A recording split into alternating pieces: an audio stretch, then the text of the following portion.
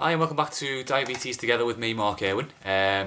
So today's video is all about reviewing the Omnipod. This is the 5th day that I've been on the Omnipod so far, and I would say my experiences with it are both pleasurable and hard work as well. It's not in any way what I expected. I kind of thought I was under really good control on pens, and I was quite cocky going in. And I read online that people were saying it's like being diagnosed again, it's like a whole new treatment and it's going to take months to get used to it, and I didn't believe any of it. Well, I did. I kind of took it in, but I was kind of a bit like, well, I'm under good control, I know what I'm doing, I've been diabetic for 24 years, sorry. So I went in a little bit over the top thinking, I'll suss this out, and actually I was completely wrong. Basically it's been a whirlwind, it's been a roller coaster. It's really difficult to sort of, make any quick changes. So at the moment, for the 5 days, I've been, quite a lot of high blood sugars, quite a lot of low blood sugars, which I wouldn't normally have.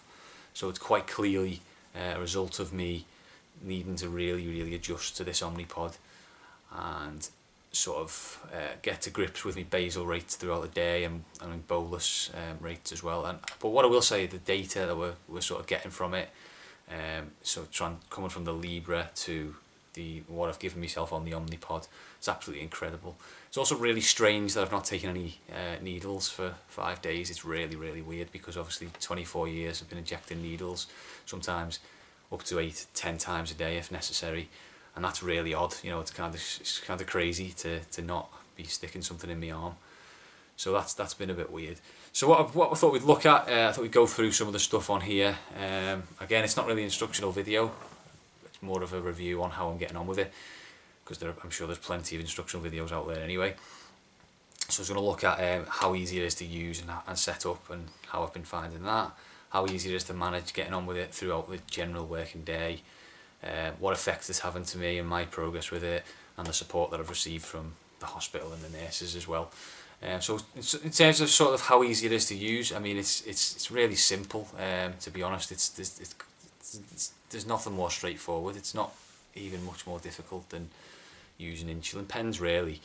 I'm quite tech savvy myself. I'm quite good at picking up technology, so maybe it might be different for other people. But personally, I think it's quite easy. If you look at the actual device, I don't know how well we can see that, but that's sort of the home screen. It tells you sort of when your last bolus was taken, what your basal rate is at the moment, and it's quite laid out quite well. You press the home menu and then it goes to your bolus dose, so you click that into your carbs, and then it suggests that you take this much insulin. You press administer and it takes the insulin for you. You can set a temporary basal as well, and all this was explained to us in the training session that I went to the hospital, at the hospital by the rep. It was really good. She went through everything on here and showed us how to do it, and give us little contexts and stuff as well.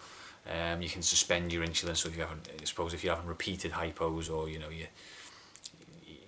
you're exercising, even if you're exercising intensely, for example, then you can stop the insulin as well. But as I said, it's not really for me to go through this and show you how to use it, but just thought I'd go over a quick overview. In terms of using it daily, it's been fine, really. It's nice to have this sort of device where you can sort of input what you want and then it goes straight to the pod.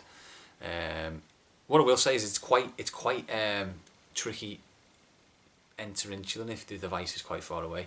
So obviously I'm not talking far away as in the other side of the room, but if the device is in my arm here and I've got the pod here over here on the couch, it doesn't get a signal.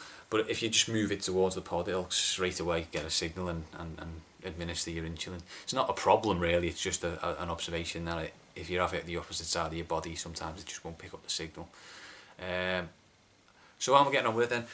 Well, I think it's mainly the basal rates that I'm sort of sort of struggling. I wouldn't say struggling, but sort of finding difficult. It's a big challenge, because what I'm trying to do at the moment is trying to set different basal rates for different parts of the day.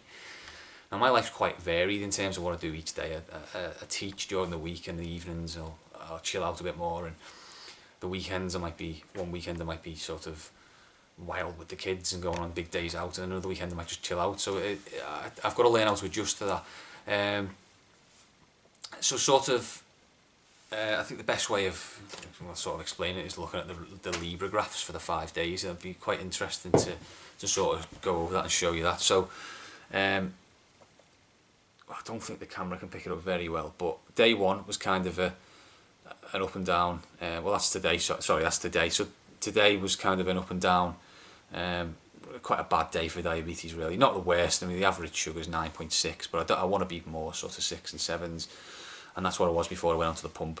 You can see overnight time, I've had a big spike, because what I tried to do is I've tried to reduce the basal overnight, because I'm prone to hypos and quite sensitive to insulin overnight from around 3 onwards, anywhere up to midday the next day.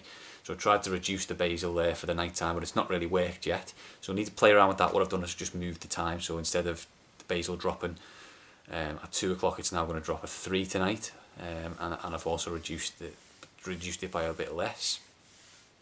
So in terms of what I'm talking about there, I'm on a 0.6 per hour basal rate on the pump, and the basal drops. Well, tonight it'll drop from 3 o'clock to 0.4, so it's a reduced per hour rate. And that's one of the reasons why I think the pump will be fantastic once I actually get used to it.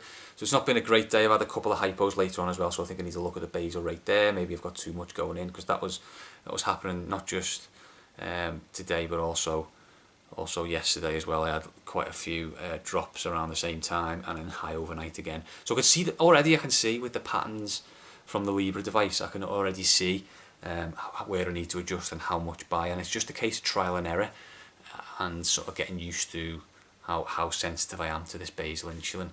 I think it's just it's a different way of treating it, because it's obviously, apparently the pump absorbs the insulin more effectively, so I do need quite a lot less. And I'll give you an example of that actually. So when I was on Tresibet, which was my insulin pen, which I injected every evening, 24 hours, I was on 28 units. That did lead to some hypos overnight quite a bit, and that's one of the reasons why I got the pump, because I was having quite a few hypos. So I was on 28 units. When I was first put onto the insulin pump at the hospital on Wednesday, he put me on 0.8 units per hour, which was a reduced rate, and that led to 19.2 units. So it's already, from the first day, it was already reduced by almost 9 units of insulin per day, which is quite a substantial amount of insulin. And that was too much for me. So the first day I just kept having hypos, constant hypos on the first day. So I reduced it to 0.6 per hour, which is 11.9 units per day. So when you think about that, I was on 28 units on an insulin pen, and I'm now on 12. I'm still getting highs and hypos, so I'm probably going to go up a bit and down a bit in some places, but it's more than halved the amount of insulin that I'm taking, and it's outstanding how sort of, how big that is, because if I'd have taken 12 units on an insulin pen for 24 hours, we'd be within my 20s, I reckon, because it was quite a substantial drop in insulin. So yeah, what I would advise you to do if you're just going onto an insulin pump, and this is just my early advice really, I wouldn't take it too seriously, because I've only been on it for 5 days. So, but what I would suggest is that you start your basal on a low dose, a really low dose, and you just increase it by 0.5 increments every time. So if you're on 0.6 per hour and it's giving you hypos, just drop it to, say, I don't know, 0.4, be extreme, and then go up to 0.45 and then 0.5 after that, because there's nothing worse than constant repeating hypos, and I think it's quite depressing, but it's also quite dangerous if you're driving or you're in work. So I would say that you should start on a reduced basal as much as you can, and then just increase it gradually. You should start seeing a bit of a difference. And so my experience so far, it's been a roller coaster. I can't say I'm not enjoying it. I am really enjoying it. I'm in a holiday period at the moment where I'm kind of like, yeah, this is amazing, it's brand new, and it's technology, and I love technology. But actually it has been amazing, and just being able to see what I need to adjust, what I need to fix, and when I can fix it, and how I fix it. And I can see in the future, when I've got used to it properly, it probably is going to be a couple of months reflecting on it, I can see properly that it's going to be amazing in terms of controlling my diabetes. It's going to be absolutely insane.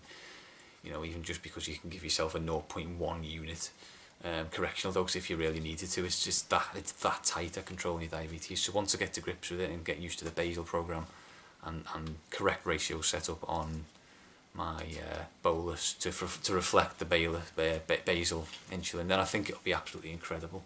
And the advice I've given you there about starting on a low basal, that goes against it doesn't go against the hospital, but the hospital advised that I start on 0.8, and I think that was a bit too high, and I think you should maybe start on a bit lower and go up. But I just personally don't think hypos are any good when you've got to get on with your working day.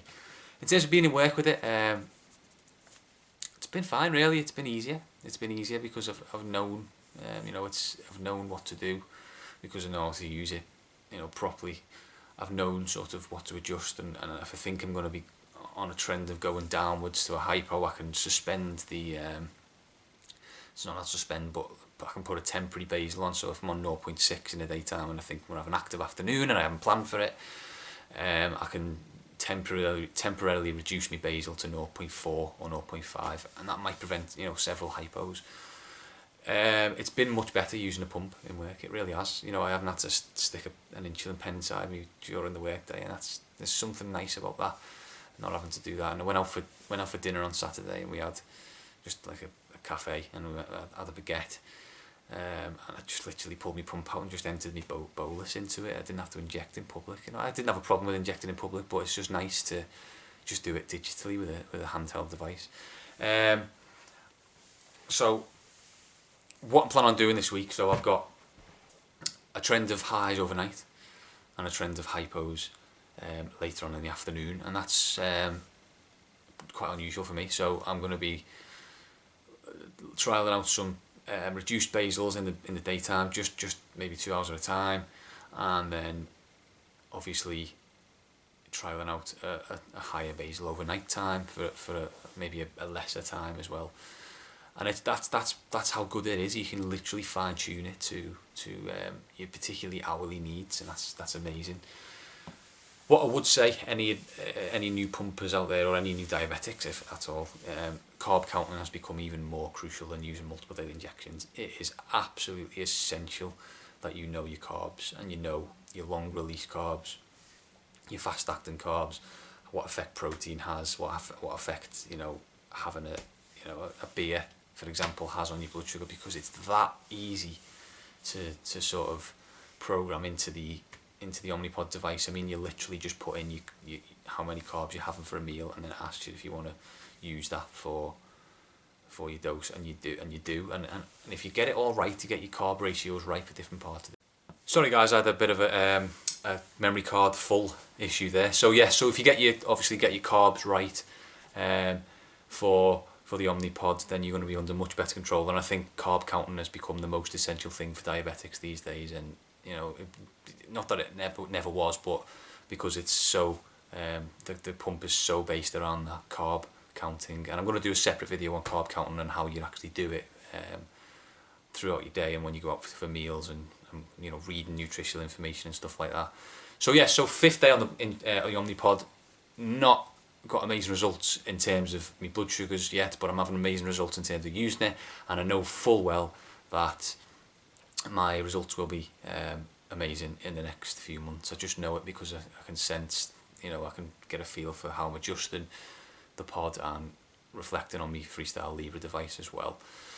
So yeah, thank you very much for watching. If you have any questions, please leave them in the comments, or send me a message, private message, or head over to Twitter. It's T1D together on Twitter, so just search for me on there and give me a follow. If you like this video, give me a thumbs up, and please subscribe so you can see more content from myself. The next video I'm going to do is top tips for surviving at work with diabetes.